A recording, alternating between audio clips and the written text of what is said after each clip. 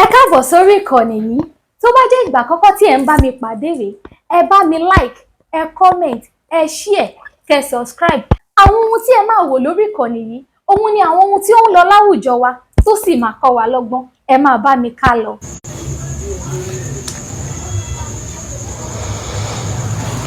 Mo kí nínú ilé mo kí lẹ́dẹ̀ yìí o. Ní gbogbo ibi tí afẹ́fẹ́ ọ̀rọ̀ yìí bá ń fẹ́ dé, bí ẹ ń po kọ olóòkọ, àkàndá ọ̀rọ̀ Awíkonko olóòkọ mi jẹ́. Àjàó àrò ní mi Awíkonko aṣọ lójú ọlọ́rọ̀. Bọ́lọ́rọ̀ bá gbọ́ kí bàbá ńlá bàbá ọlọ́rọ̀ ó ṣe. Ẹkẹ́ ni bí wọ́n máa dúró fọ́ ti lé gbàyìngbàyìn. Gbogbo ọmọ kóòtù òjìrè bí, gbogbo ọmọ Nàìjíríà ń lé lóko lódò lẹ́yìn odi, ara ò lébi, ìbànújẹ́ ò ní mọ̀nà lé wa, àjíǹde arọ́ mọ̀ jẹ́ fún gbogbo wa. Gbogbo ọjọ́ tá a lò láyé àní mọ̀nira ṣẹ́ẹ̀bínú. Bákan náà ni Kérèdé máa yunifásitì ọmọbìnú. Àwọn èèyàn kan ló wá sunkún bá mi, mo fẹ́ kàn wọ́n lábùkù gan, torí ǹtọ́ sáré wá sórí ẹ̀mí mi ni pé wọ́n ẹ̀ ṣe pọ́n fi tìpá ti kúkú mi wá iléèwé pọ̀ lórílẹ̀‐èdè Nàìjíríà tó di extent pé kò síbẹ̀ yẹn ti tálíkà tó tí ò ní rí sáìsì tiẹ̀. Òye yé mi débẹ̀ hùn lórílẹ̀‐èdè Nàìjíríà lónìí o. Wọ́n sọ pé education wa expensive, kíní kan wa expensive, kálukú ló ní level tiẹ̀ ń bẹ̀. Àwa mẹ̀kúnnù sáìsì wa ń bẹ tó pọ̀ rẹpẹtẹ, àwọn olówó sáìsì wọn ń bẹ. Ìjọ́rí tí àwa mẹ̀kúnnù la máa ń yọjú ràn sí nǹkan olówó ní tí wọn ò pè wá sí, àmọ́ tó kó wálé nítorí ẹ̀. Wọ́n ọwọ́ mi ò tó máa fi gọ̀gọ̀ fà á. So ká máa pé wọ́n fowó kówó iléèwé, bísínẹ̀sì kálukú ni. Bó bá dẹ̀ ṣe wù ló ṣe lè fowó sórí ọjà rẹ̀, àwọn náà mọ̀ tán fẹ́ tà, àwọn náà mọ̀ bọ́n ṣe fẹ́ tà á. Ṣùgbọ́n nídàkejì, bàbá wò dáadáa, ntọ́jẹ́dùn ọkàn tó jẹ́ bànújẹ́ ni wípé wáì tó jẹ́ missionary school tàbí iléèwé tá a forúkọ ẹ̀sìn dálẹ̀ ní ọ̀wọ̀ àwọn débi pé mẹ̀kúnnù ló ò ní rí lọ. So àkópapọ̀ méjèèjì yìí ń ló gbé mi Àkàndá wá. Bàbá yà sọ́tún ká yà sósì, bàbá bẹ́ràn wí ká bẹ́ràn wí, torí òní kan torí ọ̀la ni. Torí wípé orílẹ̀-èdè Nàìjíríà ó ti ń dorílẹ̀-èdè gbẹ̀yìn. Èkó là máa ń sọ tẹ́lẹ̀ pé Èkó ti dèkó ìgbẹ̀yìn. Wọ́n ti ń sọ bẹ́ẹ̀ kó tó di pa gbọ́njú. Ìbàdàn sọ bẹ́ẹ̀ fún mi lọ́dún 1999. Kí ló fẹ́ lọ sí lẹ́kọ̀ọ́, Èkó ti dèkó ìgbẹ̀yìn. Mo ní fáwọn tí wọ́n mọ̀ tí wọ́n ń ṣe. Kò sẹ́ tó lè stop yàn láti má lọ. Mo lò 17 years ń bẹ̀. N ò rí nǹkan kan mú bọ̀. Gbólóhùn yẹn ẹ̀sẹ̀ wá sáǹdì létí mi pé Èkó ti dèkó ìgbẹ̀yìn lóòótọ́. Torí gbígbé lẹ́kọ̀ọ́, wàhálà, àìnísinmi, ìgbòrúurú ọkàn, ìsáré sókè ìsáré sódò, ìbẹ̀rù, àìnífọ̀kànbalẹ̀, bó ojí mi ni wọ́n fi ń gbé kó. Wọ́n wí fún mi ńgbà náà lọ́hùn pówó Èkó ní gbé. Mọ́lẹ̀ tó bá yóò ń jẹkújẹ ni o. Bóyá àwọn ọmọ bí wọ́n ṣe tọ́jú owó. Within my 17 years, mo observe lóòótọ́ wípé owó Èkó lóòótọ́ Èkó ni máa ń gbé. So Èkó will be the last place tí máa advice ẹni tí n bá fẹ́ràn láti doríkọ bó ń fẹ́ lọ. But òye tó yé mi náà ni wípé kò sí ẹni tẹ́ lè bá sọ pé má rè kó tí ó dá yín lóhùn. Bí ìṣe pé ńgbà tó bá débẹ̀ tójú ẹ̀ bá já, tàbí tó bá débẹ̀ títí ju òjò lè wálé mọ́ tí nǹkan ò jọra. Torí Èkó jọra fáwọn tó ti lówó, Èkó pé àwọn tó ti rí ṣe, Èkó rọrùn fáwọn tó ti kọ́lé, Èkó ṣe é gbé fáwọn tí ń rówó rọ̀bìrọ̀bì, Èkó ọ̀rọ̀rùn fẹ́ni tí ń struggle, Èkó ọ̀rọ̀rùn fẹ́ni tí ò sí ẹ̀sùn lẹ́yìn àpò fún. So now ń bọ̀ là ń lọ. Abiyamọ kan lọ sẹ́ndì mẹ́sẹ̀jì mi pé kí n dákun kí n gbà wọn. I will be like, who am I? Láti gbà yín lọ́wọ́ ta ni lọ́wọ́ Redeemer University. Gbogbo ara mi ò tó èékánná Redeemer University. Ṣùgbọ́n pàpà síbẹ̀síbẹ̀ náà a sọ̀rọ̀. Èmi àtẹ̀yìn ọjọ́ rí mú ń bẹ̀. A dẹ̀jọ wò ó. Kí ló ń ṣẹlẹ̀ sí wa nílé ayé, kìí ṣe lórílẹ̀‐èdè Nàìjíríà gangan. Torí pé ẹni tó ti rí jẹ kò sí nǹkan kan, bára tó kù bá rí jẹ àhóyí, bá àmọ́ rí jẹ àhóyí. So àwọn tí wọ́n jẹ́ èèkàn nínú ìlú tọ́lọ́run bá bùkún, tí wọ́n bá gbìyànjú nítorí tọ́lọ́run, tí wọ́n rántí àwa akọ̀làkọ̀ságbé,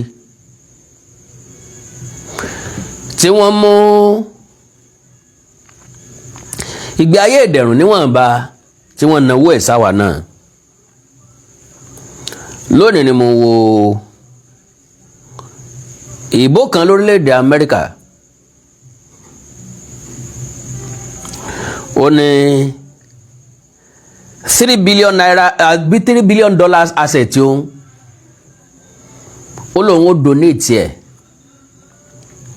fún àwọn ọmọ aláìní ni. Ẹ má jẹ́ ń lọ bẹ̀ ọ́n, ẹ jẹ́ ń fi ṣètò míì torí pé ọ̀rọ̀ pọ̀ ń bẹ. So kẹ́nìkan rán mi létí ńgbà tá a fẹ́ ṣe ètò nípa ogún. So ìyẹn yóò jẹ́ kí n rántí. Now ẹ̀yin abiyamọ bẹ́ẹ̀ ṣe wọlé bá mi pín program yẹn. Ẹ má jẹ́ àárò nírò wípé ọ̀wù àwọn òkú lówó láti rán mọ lọ sí àwọn òkú lówó láti rán mọ lọ Redeemer.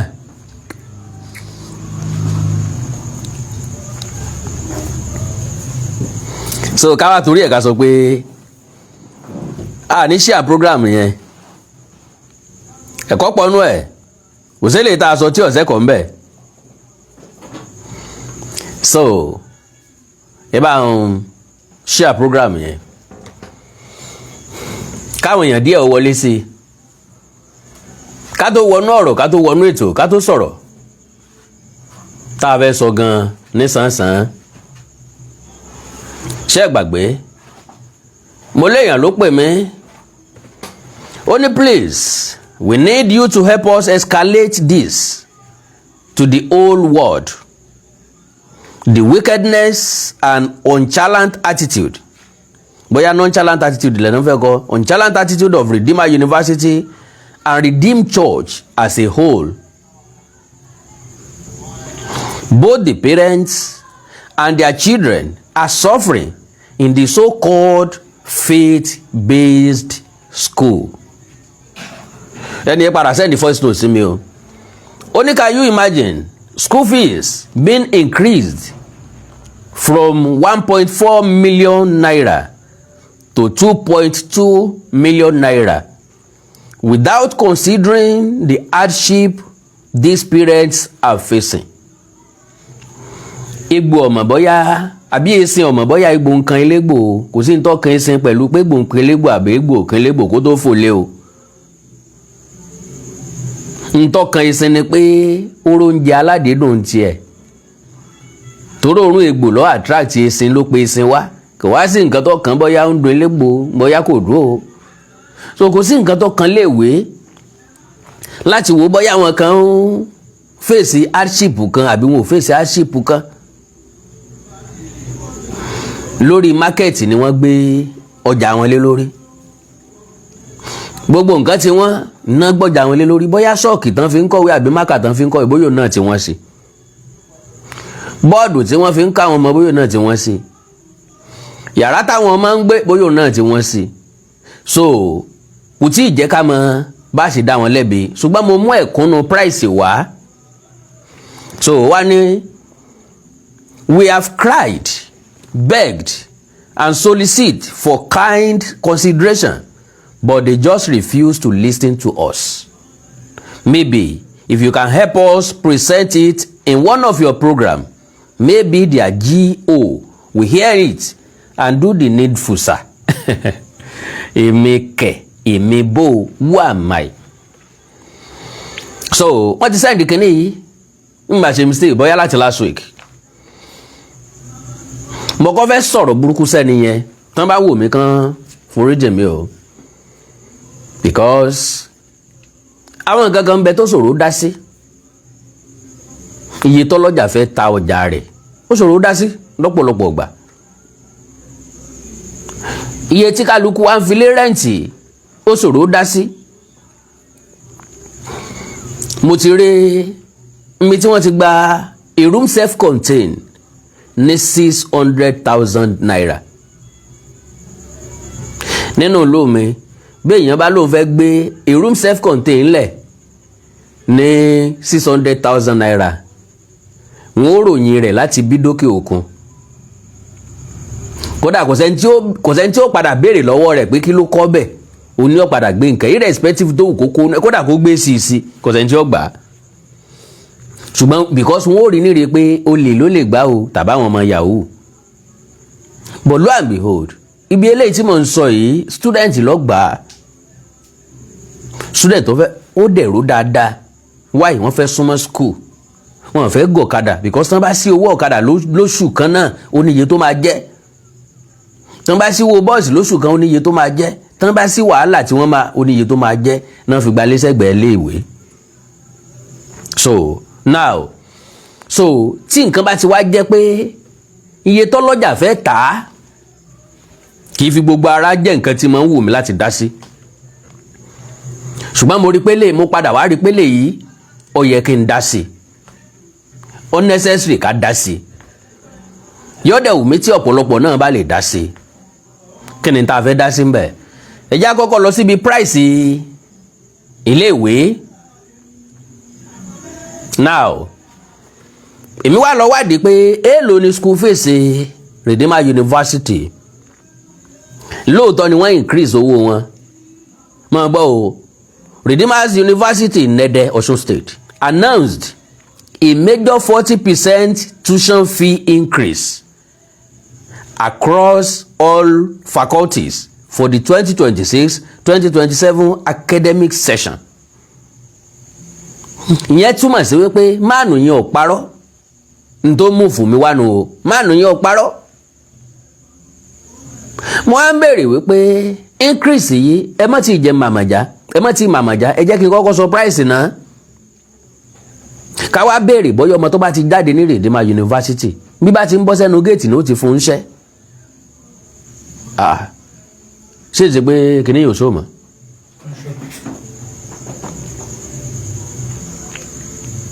Are you sure? All right. So now ẹja tẹ́tí jẹ́ the hike disclosed by the management to offset rising operational cost. That is àwọn nǹkan kan tí wọ́n nínú tí wọ́n fi ń kọ́ ọmọ lẹ́kọ̀ọ́ operational cost brings professional and science courses to new high level. Ẹ rí pé wọ́n highlight ẹ̀.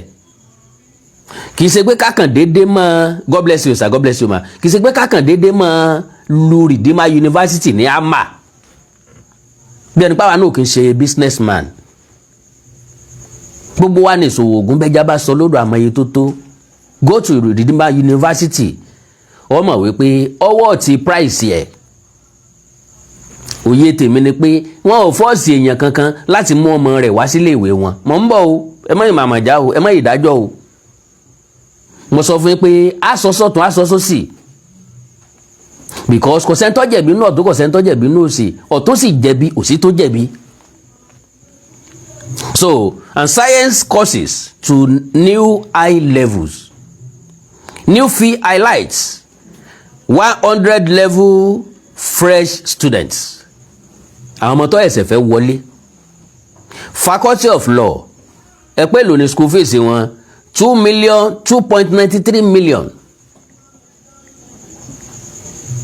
2.93 million. Nursing Science 2.43 million. Mechatronics Engineering 2.22 million. Physiotherapy 2.7 million. Medical Laboratory 2.3 million. Computer Science 1.63 million. Cyber Security 1.58 million. Mass Communication 1.40 million. Economics 1.39 million. Ẹ̀yin náà ti gbọ́. Economics ló kéré jù ńbẹ̀ 1.39 million per year. Àbí per session ni wọ́n rẹ̀ pé per year ló máa jẹ́. Per year náà ni per session. Kì í ṣe per semester, kò gbọ́dọ̀ jẹ́ per semester. So now my question is this. Ṣé economics tán kọ́ ńbẹ̀? Mass communication tán kọ́ ńbẹ̀? Cyber security tán kọ́ ńbẹ̀? Computer science tán kọ́ ńbẹ̀? Sọ yàtọ̀ sí ti UI ni? Sọ yàtọ̀ sí tó AU? Ó different sí ti Unilag àbí ti LASU? Àbí ti FUTA àbí tàwọn universities tó kù? Why Redeemer University lọ́dọ̀ tí náà? Sorry o. Must you mú ọmọ rẹ lọ síbẹ̀? Àbí wọ́n kàn nípa fún ẹ̀yin ọmọ ẹ̀yin tẹ́ ń lọ sílé ìjọsìn ńbẹ̀ pé iléèwé wa nìkan ní kẹ́ ẹ mọ́ ọmọ yín wà o. Bílẹ̀ ń já fẹ̀yìn òbí tẹ́ ẹ lọ́mọ ńbẹ̀ tẹ́ ẹ lẹ́yìn pariwo síta. Because èmi ò rò pé pípariwo wa lórí social media ó lè wá mú Redeemer University wá kéde lọ́la ń pé price àwọn o torí pọ́ ọmọkùnrin kan ṣètò lánàá ó sọ̀rọ̀ nípa rẹ̀ so àwọn ti wá mú price àwọn wálẹ̀ àwọn ti gé sí méjì méjì. Ẹ̀yin òbí ẹ má bínú o ọ̀rọ̀ ọmọkùnrin náà la gbọ́ tá a fi change ẹ̀ kò lè bọ́ sí kò possible. Management ti take decision ó wà lọ́wọ́ parent méjì náà dẹ̀ nílẹ̀kùn bí ó bá sí sínú yóò sí síta. Ìsídàkẹ́ fọmọ yín bẹ̀ kẹ́ ẹ sọ́ọ̀sì fowó bọ́yẹ́ dìde jẹ́ gbèsè rin torí ọmọ náà láti jẹ́ gbèsè àbí ẹ máa jẹ́ ǹso Ọlọ́run jẹ́ kẹ́ ẹ rí san. Bọ́yẹ́ ẹ sọ́ọ̀sì fowó ni bọ́yẹ́ mọ ọmọ yín kù ń bẹ̀ lọ bòmí. Torí pé lọ́pọ̀ ọgbà ìwé tọmọ kàkọ́ lọmọ fi ń ṣoríire o. Ẹ má bínú ọ̀rọ̀ ti ń le jù. Láyé àtijọ́ ìwé tọ́mọ ń kà lọ́mọ fi ń ṣoríire ní ìsìn kọ́ mọ́ o ìwé tọ́mọ ń kà kọ́ lọ́mọ fi ń ṣoríire o. Majority àwọn student ọ̀ ní ìsìn majority yín tó fọmọ sí Redeemer University àtàwọn university ńláńlá tó jẹ́ private universities tẹ́ ń struggle láti san school fees wọn kì í ṣe pé convenient fún yín ẹ fẹ́ kọ́ ọmọ yín lọ ní connection bẹ́ẹ̀ ni kì í ṣe pé ó wù yín dáindáin ṣùgbọ́n ẹ nígbàgbọ́ pé wọ́n máa ní connection bẹ́ẹ̀ ọmọ olówó ni wọ́n pàdé ọmọ olówó bẹ́ẹ̀ jẹ́ kọ́ ọmọ tiwa náà lọ rúpọ̀ mọ́ wọn lẹ́sìn mọ́ ọmọ yín lọ. At the end of the day lẹ́wàá mọ̀ wípé olówó mọ́ra wọn mọ́ra wọn. Ó bẹ̀rẹ̀ láti bí aṣọ tán ó bẹ̀rẹ̀ láti bí oúnjẹ tán jẹ́ ó bẹ̀rẹ̀ láti bí bàtà tán ó bẹ̀rẹ̀ láti bí ọkọ̀ tán gùn nínú iléèwé. Ó bẹ̀rẹ̀ láti bí ọkọ̀ tán fi ń gbé wọn wá tàbí lè tán fi wá ń gbé wọn gbà tán bá gbọ́lidé wọ́n dára wọn mọ̀ olówó ní class. Ọ̀gbádùn mi bọ́ bá jọ ọmọ mẹ̀kúnnù ọmọ kọ̀làkọ̀ ságbé n tó lè mú ọ súnmọ́ ọmọ olówó nílé ìwé ni pé ọ extraordinarily brilliant ọmọwé kọjá àlà wọn lọ́pṣàn mọ́ láti submit fún ọ wọn lọ́pṣàn mọ́ láti seek help ẹ bóyá tí nǹkan ò bá yé wọn tó dẹ̀ lè láyé wọn dáadáa. Irrespective bó ti wò kó súnmọ́ ọmọ olówó tó kẹ́ẹ̀jọ sọ̀rẹ́ tó tẹ́ bá ti jáde sẹ́yìn gate school yín relationship àtọ̀rẹ́ yín ti close ńbẹ̀. Due to my own observation o if you have anything contrary to that you are welcome. ṣe mọ̀ páà ní sọ̀rọ̀ kọjá òye wa ìwọ̀nba bóyè tèmi ṣe mọ̀ nù bí mo ṣe rí nu. òye sì yé mi náà wípé nínú tán pè lé ayé mo gbá research, nínú tán pè lé ayé mo come across, nínú tán pè lé ayé mo là kọjá, nínú tán pè lé ayé mo observe. ọ̀pọ̀lọpọ̀ observation mi ni máa ń bọ́ sójú ẹ̀ as a philosopher by birth.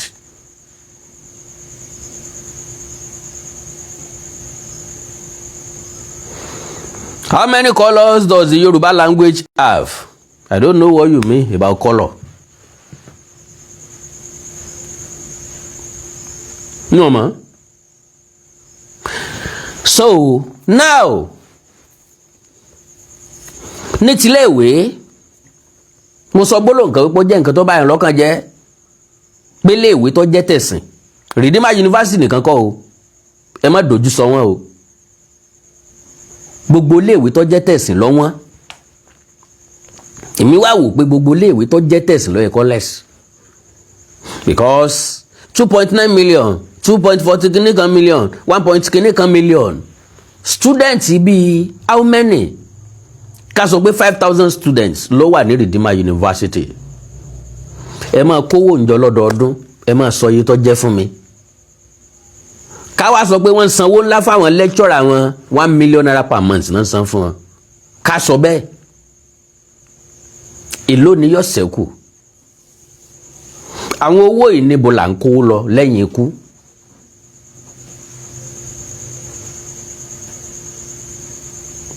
Because ntọ́ jẹ́ tẹ̀sìn ó yẹ kó ní àǹfààní kan tí yóò ṣe fún wa, tí yóò jẹ́ nǹkan tí ó múnú wa dùn sí ẹ̀sìn tá a fi gbà pé lóòótọ́ ẹ̀sìn tọ́lọ́run ni.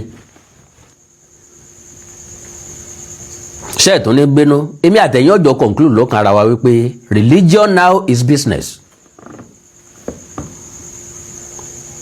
bọ́bá dé Redeemer University nísìnyí èmi àti ẹ̀ mọ̀ wípé wọn ò ra bottle water níta, nínú ilé wọn ti ń rà.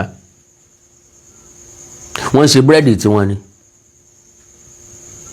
ọ̀pọ̀lọpọ̀ nǹkan tí wọ́n ń lò ń bẹ̀ wọ́n ń ṣe fúnra wọn ni. òyédè yé èmi àti wípé Christianity ló mú education wá.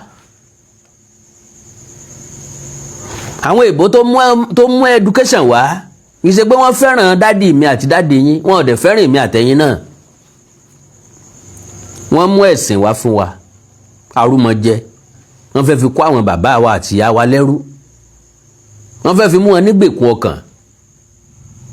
ṣùgbọ́n wọn ò gbédè wọn, àwọn náà ò gbédè wa. wọ́n sì fẹ́ kẹ́ ẹ máa gbọ́n táwọn bá ń sọ, kẹ́ ẹ sì gbà táwọn bá ń sọ gbọ́.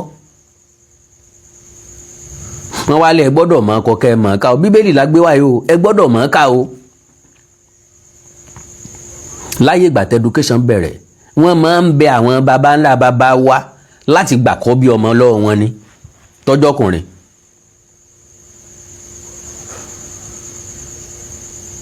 wọ́n máa ń ṣe kíni, wọ́n máa ń bẹ àwọn baba ńlá baba wa, ẹ fún anídé oyè, ẹ fún aláwíkóńkó, ẹ fún alábẹ̀fẹ́, ẹjọ́ máa gbé lọ́dọ̀ wa. àwọn yẹn ni wọ́n kọ́kọ́ ń kọ́, bọ́n ṣe ń kọ́ wọn náà ń kọ́ wọn ń dùrù, bọ́n ṣe ń kọ́ wọn mọ̀ ọkọ̀ mọ̀ ká, làwọn yẹn di interpreter. kí lè bó wí? èbó sọ wípé ọ̀run rere ó dájọ́ ọ̀run àpáàdé lọ. ìyá bàbá wọ́ mọ́ ju ìyá wọ́ mọ́ ju pé ilé ológo làwọn ń lé. n tó bí education nìyẹn. mọ̀ọ́kọ́ mọ̀ọ́kà ọ̀fẹ́ ni kì í ṣe tìpátìkúùkù àsan sísì láyé ìgbà náà. ńgbà tẹ́kọ̀ọ́ sì tún dowó. àwọn ìjọba kan tó ṣètò ẹ̀kọ́ ọ̀fẹ́. So can you imagine? à ń sọ̀rọ̀ nípa education nísìnyí. à ń sọ̀rọ̀ nípa tó lè benefit ọ̀pọ̀lọpọ̀ òbí, à ń sọ̀rọ̀ nípa tó ọ̀pọ̀lọpọ̀ òbí lè kẹ́kọ̀ọ́ ń bẹ̀, à ń sọ̀rọ̀ nípa tí ọ̀pọ̀lọpọ̀ ilé ìwé lè kẹ́kọ̀ọ́ ń bẹ̀, à ń sọ̀rọ̀ nípa tó lè dé ọ̀dọ̀ Redeemer University tó lè change mind wọn. àwọn èèyàn ọ̀pọ̀ lórí ẹ̀, àwọn èèyàn bá wa share ẹ̀. mọ́ tó bá jẹ́ pé a fẹ́ bùyàn ni èrò ọ̀pọ̀ rẹpẹtẹ wá jẹ́ pa fẹ́ ṣépè ní ìrọ́pọ̀ rẹpẹtẹ ara àṣòro ta ní Nàìjíríà nù eléyìí ò sì kan rú wa tiwa náà ní ká gbìyànjú agbára wa ká yọ̀ǹda ilé tó kù. You don't stress yourself about Nigeria. bí èèyàn kàn parẹ́ nítorí Nàìjíríà ó kàn parẹ́ lórí téè ni just try your best do your best and leave the rest. torí ọ̀rọ̀ tó important kì í lérò rẹpẹtẹ kì í ní view rẹpẹtẹ wọ́n bá jẹ́ bọ́kú olúwa rẹ̀ gbé pọ́nrán jáde nísìnyí ẹjọ́ lágùn kó wá rà báyìí wọ́n máa ṣí àì káàkiri kọ́lọ̀ ràn gbogbo wa lọ́wọ́. so ẹ̀sìn ló mú education wá nígbà tó di pé wọ́n ń sanwó kéékèèké àwọn ìjọba kan tún dé wọ́n tún láwọn ṣẹ̀kọ́ ọ̀fẹ́ kó lè ran àwọn òbí lọ́wọ́ yàtọ̀ ọmọ tálíkà àtọmọ olówó ló yẹ kó kàwé. ọmọ olówó ọmọ yìí lè lu ọbẹ̀ ọmọ bàbá dírẹ́fà ó yẹ káwọn náà lọ léèwé tó dáa ná mẹ́kọ̀ọ́ ọ̀fẹ́ wá. very very unfortunate ìgbà tí wọ́n fẹ́ bẹ̀rẹ̀ àwọn iléèwé school yìí Redeemer nìkan kọ́ o ẹ má sì mí gbọ́ o ìgbà tí wọ́n fẹ́ bẹ̀rẹ̀ gbogbo ọmọ ìjọ ni wọ́n gbowó lọ́wọ́ ẹ̀. mo rántí ńgbà náà àwa tá a jọ ọmọ síráfù ìgbà tán náà fẹ́ kọ́ Mósè Orímọládé yunifásitì àbí nǹkan wọ́n táàkì wádìí o àwọn ọkùnrin bóyá 3,000 àwọn obìnrin bóyá 1,500 láyé ìgbà náà. ọmọ wa mélòó ni wà ń bẹ ọmọ Redeem mélòó ló wà ní Redeemer University lọ́wọ́ bẹ́ẹ̀ ọmọ Haúsá lọ́pọ̀ ń bẹ ìwọ ọmọ jà sí Muslim ọmọ jà sí Christian ọmọ Haúsá àwọn ará òkè ọya lọ́pọ̀ ní Redeemer University Covenant University lọ́wọ́ káàkiri àwọn ọmọ gọ́vnọ̀ wọn ń bẹ ni àwọn ọmọ sẹ́nitọ̀ wọn ń bẹ wọn lọ skul òkè ọya àwọn ọmọ olóṣèlú lọ́pọ̀ ń bẹ. lọ́jẹ́ kí n sọ lẹ́ẹ̀kan wípé iléèwé ń bẹ fún olówó iléèwé ń bẹ fún tálíkà kí ni ń ṣe àwa tálíkà tá à ń yọjú náà lọ sí iléèwé tó ń dálẹ̀ fáwọn ọmọ olówó bó tiẹ̀ jẹ́ pé kò yẹ kó rí bẹ́ẹ̀ kì í ṣẹ̀kọ́ rere lọ́kọ́ wa kì í ṣẹ̀kọ́ gidi ń pé iléèwé tó jẹ́ ti ẹ̀sìn ń ló di àìlénáwó tó mẹ̀kọ́nà gbogbo àwọn owó yìí níbo là ń mú un lọ gbogbo àwọn owó yìí níbo là ń kó lọ gbogbo àwọn owó yìí kí la fi ṣe lẹ́yìn ikú kí ló tún kù kò sí nǹkan kan mọ́. so ọmọ tó ń bá wa san 2.93 million naira fún faculty of law ẹjọ́ mélòó ní bẹ Nàìjíríà tí ó rò báyìí lọ́ọ̀yà mélòó ló ń graduate lọ́dún kan iléèwé mélòó náà ti ní faculty of law throughout the federation lọ́ọ̀yà mélòó ni wá ń graduate lọ́dún kan lọ́ọ̀yà mélòó ló ti wá ń ríṣẹ́ nínú wọn láàrin ọdún kan náà nursing science àwọn eléyìí tí ẹ̀sìn mọ́gbọ́n wọn dá wọ́n palẹ̀ báàgì wọn mọ́ nìsín wọ́n lọ UK wọ́n lọ America wọ́n lọ Canada wọ́n ò ríṣẹ́ ṣe ń bẹ̀. so èèyàn mélòó ló ń jáde láwọn iléèwé yìí tó jẹ́ pé bí ṣe ń jáde ní ṣe ń ríṣẹ́ iṣẹ́ wo ni wọ́n ń ṣe. ìdọ́nà ń bẹ táwọn management fi lè dínwó ìkú ọ̀pọ̀ gan-an.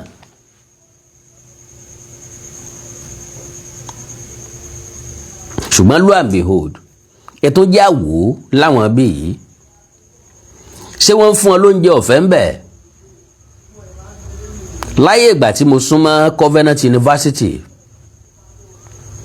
bó wọ́n ṣe pọ̀ tó wọn ò fáwọn ọmọ lóúnjẹ o wọn ò dẹ̀gbà kọ́ ọmọ kankan dáná bẹ́ẹ̀ lè ṣe indomie lásán ní Covenant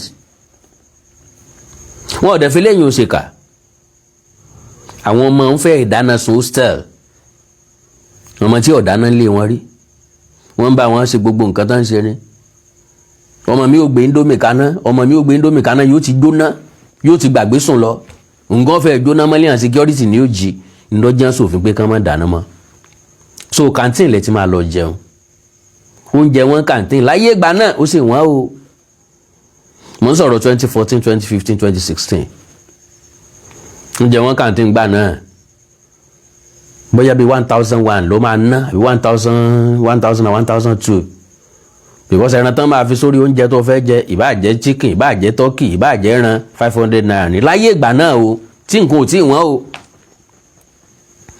So I will be like láyé ìgbà náà bọ́ ọmọ bá fẹ́ jẹun ẹ̀mẹ́ta lójúmọ́ 3,000 nìyẹn. Ẹsì lóṣù bí èèyàn bá ní òbí tó nífọ̀n tó lè kanna ń bo lèyìn ó ti jẹrú ẹ̀ o. ṣerú àwa tó jẹ́ pé yàwó lọ sọ́jà àjẹun bọ́n bá dé ìgbà yá mi bá dé ní ọ̀rá ta mẹ́fọ́ bọ̀ lásàrí bọ̀ lásàrí gbọ́ lọ́ọ̀ta lásàrí máa lọ ká tó jẹun lálẹ́. ṣé lẹ́yìn ọ̀nà rántí pé Redeemer University kan public school la lọ o kò dẹ̀ pé káyé wọ́ bàjẹ́ níbi tí mò ń lọ nìyẹn o. So ẹni tó sẹ́ndì kíní ọ̀hún sí mi ẹgbọ́n lẹ́ẹ̀kan sí i. Wọ́n ní please we need you to help us escalate this to the whole world. The wickedness and nonchalant attitude of Redeemer University and Redeemed Church as a whole. Both the parents and their children are suffering in the so-called faith-based school. Kí lẹ fi ń sọ́fà? Ṣé wọ́n kọ́ wọn níwèé ni? Àbí wọ́n fìyà kan jẹ wọ́n, ṣé wọ́n ń nà wọ́n ni wọ́n ò nà wọ́n o? Wọ́n ò fìyà kankan jẹ wọ́n o. Kí wàá lẹ fi ń sọ́fà? Price. Wọ́n ò fi tìpátìkúkù mú yìí o láti wá bẹ̀ o. Can you imagine school fees being increased from 1.4 million tó jẹ́ kẹ́rí 1.4 million naira san tẹ́lẹ̀ sá? Olówó lẹ́yìn náà. Èmi àti ọjọ́ sínú ẹgbẹ́ èmi ọ̀sánwó school 1.4 million naira fọ́mọ ńgbà tí ìṣe pé bọ́bá ti ń jáde wọ́n ń gbé lọ́lú èbó ńgbà tí ìṣe pé bọ́bá ti ń jáde wọ́n ń gbé lọ́lú èbó for what now? For what? So in tó mú láti rí 1.4 million naira san lówó school fees ọmọ tẹ́lẹ̀ Ọlọ́run bùkún ẹ̀yin náà lówó lọ so wọ́n wá increase ẹ̀ sí 2.2 million naira. Ó yẹ kó dùn yàn lóòótọ́. That is the increase of 800,000 naira. Ọ̀gá pọ̀ o. Without considering the hardship these parents are facing. Sẹ́yìn ńlá ẹ̀dẹ̀ láwọn sọ fún ẹ o. We have cried, àti sunkún, begged, àti bẹ̀bẹ̀, and solicit for kind consideration, but they just refused to listen to us. Kílé ìwé ó tó increase price school fees. Wọ́n ti gbé oríṣiríṣi nǹkan yẹ̀wò. Wọ́n ti rí pé kíní òun ò pé àwọn bíi ti tẹ́lẹ̀ mọ́. Nǹkan báyìí ló yàtọ̀, nǹkan báyìí ló yàtọ̀. Wọ́n máa ń pe meeting òbí àtolùkọ́. Wọ́n á ṣàlàyé fún yín. Tí wọ́n bá dẹ̀ tán bá dẹ̀ pé meeting, wọ́n á fi àtẹ̀jáde síta. Owó iléèwé wa tí wọ́n náà ló jẹ́ kẹ́ mọ̀ pé ó ti wọ́n sí. So maybe if you can help us present it in one of your programs, maybe their GO, àbí your GO will hear it and do the needful, sir. So níbi tá a ti ń ṣàwàdà láti ń sòótọ́ ọ̀rọ̀ láti ń ròótọ́ ọ̀rọ̀ o.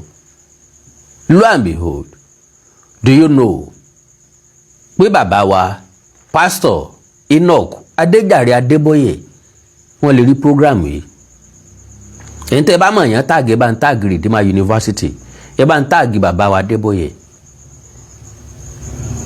Bàbá lè wò ó.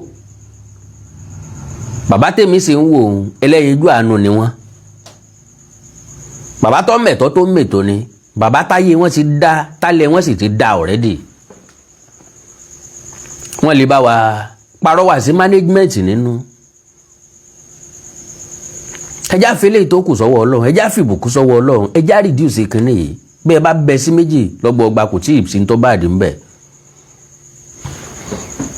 Irú ilé ìtọ́ jẹ́ 2.9 o. Tẹ́ bá bẹ sí 1.5. Àwọn parents yóò jójójó wọn yọ̀yọ̀yọ̀. Ntọ́ jẹ́ 2.4 tẹ́ bá bẹ sí 1.2. Àwọn parents yóò jójójó wọn yọ̀yọ̀yọ̀. Ẹ̀yin náà ó tún rí èrè ń bẹ̀. Ẹ sì wá rà lùbáríkà. Ẹ wá rí àdúà. Bó bá jẹ́ pé lóòótọ́ lẹ́yìn náà nígbàgbọ́ nínú àdúà. Because òbí tínú ẹ bá dùn yóò ṣàdúrà fún ọpẹ́lọpẹ́ bàbá wa Adébóyè o, ọpẹ́lọpẹ́ àwọn management ti ṣe o, ọkàn mi sì balẹ̀, ara mi sì wálẹ̀ wọ̀, gbogbo àyà mi tó lọ sókè sì ti wálẹ̀. Because ó dáa kí wọ́n mọ̀ ọmọ wọlé ìwé tẹ́lẹ̀ ju pé kọ́ ọmọ ọba débì kan wá pé torí pé ń fowó kówó ilé ìwé náà sì mọ́ ọmọ jáde padà. ẹja mọ consider ara wa gẹ́gẹ́ báwọn òbí yìí ṣe sọ. ẹ bá bèrè lọ́ọ́ tèmi wọ́n sọ wípé owó ń pọ̀ o, iléèwé tí ń san jù bẹ́ẹ̀ lọ wà o. nílùú Èkó òun àríléèwé secondary school tí ń san 4.5 million, àríléèwé tí ń san 10 million. mi mọ̀ bọ́yẹ̀ yín mọ̀, èmi ń sọ fún yín pa àríléèwé tí ń san 15 million per session àbí per year. So má sọ wípé kò lè rí bẹ́ẹ̀ àbí kò yẹ kó rí bẹ́ẹ̀, irọ́ o, kò sí tí ń jẹ́ bẹ́ẹ̀ o, ó rí bẹ́ẹ̀ o.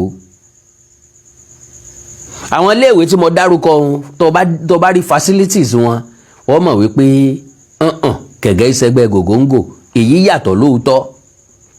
Mr. Ifaniyi Ogunlọlá, God bless you sir, ẹ ṣé o fún sticker tẹ́ra fún mi. bó o bá débẹ̀ lóòótọ́ wọ́n mọ̀ wípé ó yàtọ̀ síra wọn. ìsàwọ̀ tá a lọ iléèwé tẹ́yẹ ti ń ké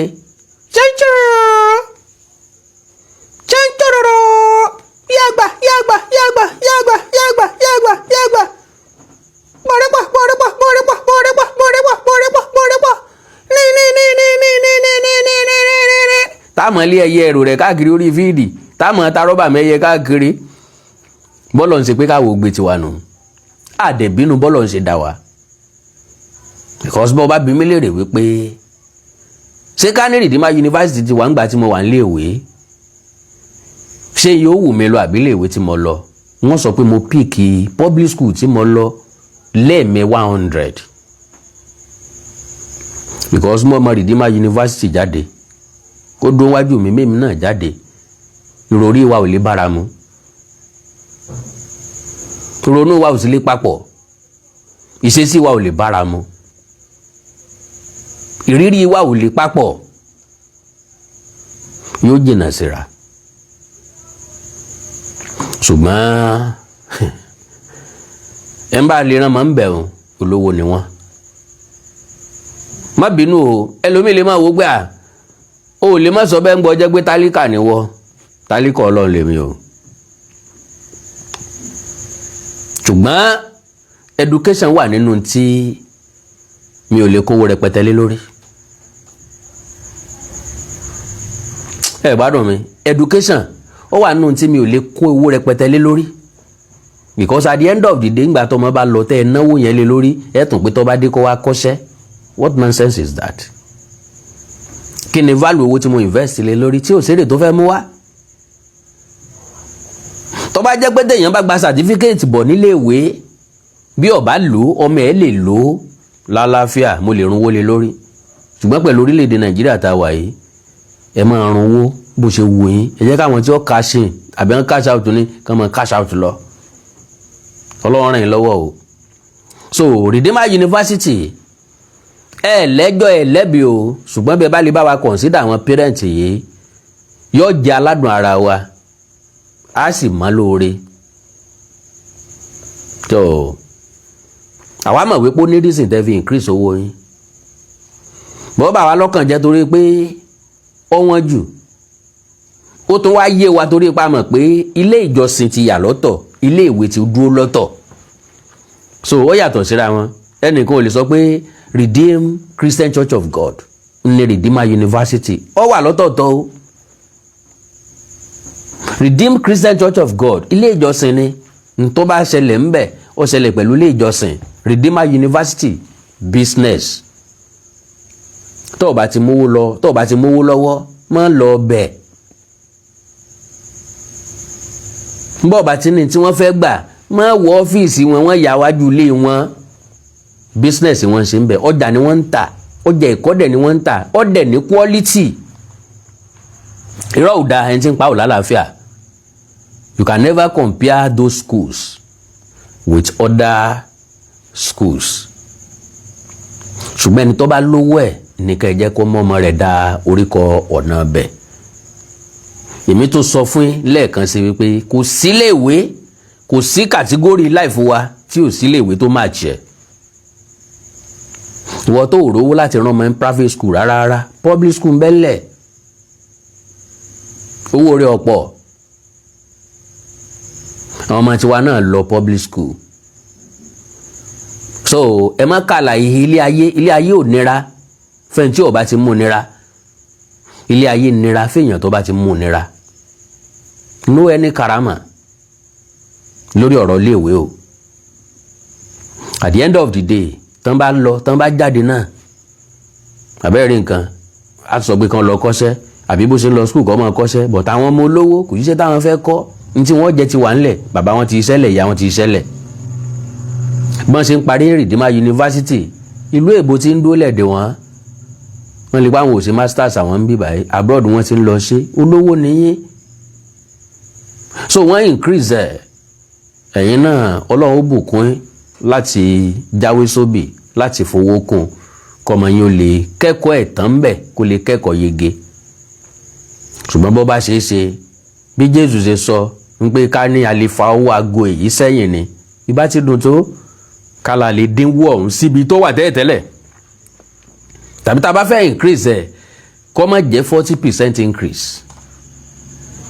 kó jẹ́ bíi 10%. Ntí mẹ̀kúnnù ló máa ń fẹ́ ni pé ká máa yín wọn jẹ díẹ̀díẹ̀ tẹ́ bá fi 10% sí lọ́dún yìí nìsín wọ́n bá tún lọ́dún tí ń bọ̀ ẹ̀ tó ń fi 10% sí padà àwọn èèyàn ó ti mọ̀ wípé 40% náà lẹ́ ń lọ ṣùgbọ́n at least ẹ ti reduce 30% àwọn parents tó ọmọ wọn ó ti jáde kú wọn ó ti máa múra àti jáde àwọn tí ó wọlé ó ti máa prepare pé n táwọn ń bọ̀ àbápàdé nù Ọlọ́run ràn gbogbo wa lọ́wọ́ àánú Olódùmarè ò ní fi wá sílẹ̀ o ẹni tó send message sí mi mo nígbà pé mo ti jíṣẹ́ yín ṣùgbọ́n bẹ́ẹ̀ ṣe fẹ́ kí n jẹ́ nǹkan la ṣe jẹ́ o nǹkan la ṣe lè jẹ́ o torí pé iye tó bá wu olówó olókoòwò ni yóò ṣe nǹkan ẹ̀ eégún fẹ́gún òsàfóòsà bó bá ti wo olóró ni kò ṣe nǹkan ẹ̀ o tọ́lọ́jà bá gbọ́jà kalẹ̀ ń tẹ́ra ní 150 ń bí ó lè jẹ́ 170 ń bí ó lè jẹ́ 180 ń bí the same bàtà tá a fẹ́ rà ẹnìkan lè ra tiẹ̀ 40,000 ẹnìkan lè ra tiẹ̀ 145,000 ẹnìkan lè ra tiẹ̀ 50,000 bẹ́ẹ̀ bá béèrè lọ́wọ́ wọn ẹni tó ra tiẹ̀ 40,000 lè máa wọ ẹni tó ra tiẹ̀ 50,000 gẹ́gẹ́ bí ẹni pé fowó kún kò fowó kún o amọ̀jà ná amọ̀jà ara jura wa lọ ẹni tó tajà ní 50,000 ó lè mẹ́nu dán ju ẹni tó ta tiẹ̀ ní 40,000 lọ ẹni tó ta tiẹ̀ ní 50,000 naira ó ṣeé ṣe kó jẹ́ pọ́ ẹ̀sẹ̀ rajà tuntun lọ́wọ́n ni ẹni tó ta tiẹ̀ ní 40,000 naira ó ṣeé ṣe kó jẹ́ pọ́ ti ní lórí igbá ti pẹ́ anything ló lè mú nǹkan wọ́n tàbí kọ́ lẹ́ẹ̀sì kò túmọ̀ sí pé nìkan gbọ́n jẹ nìkan lọ kò sì túmọ̀ sí pé nìkan ò máa ṣe jẹ nìkan lọ Yorùbá ní tó bá wuni ní pọ̀ lọ́la ẹni ológun ẹrú kú ọmọ rẹ̀ jẹ́ kan àbí aṣọ rẹ̀ jẹ́ kan tó wù lọ́pọ̀ lọ́la ẹ̀ so wọ́n dẹ̀ ní tó bá ti wù yàn kì í wọ́n lójú ẹ̀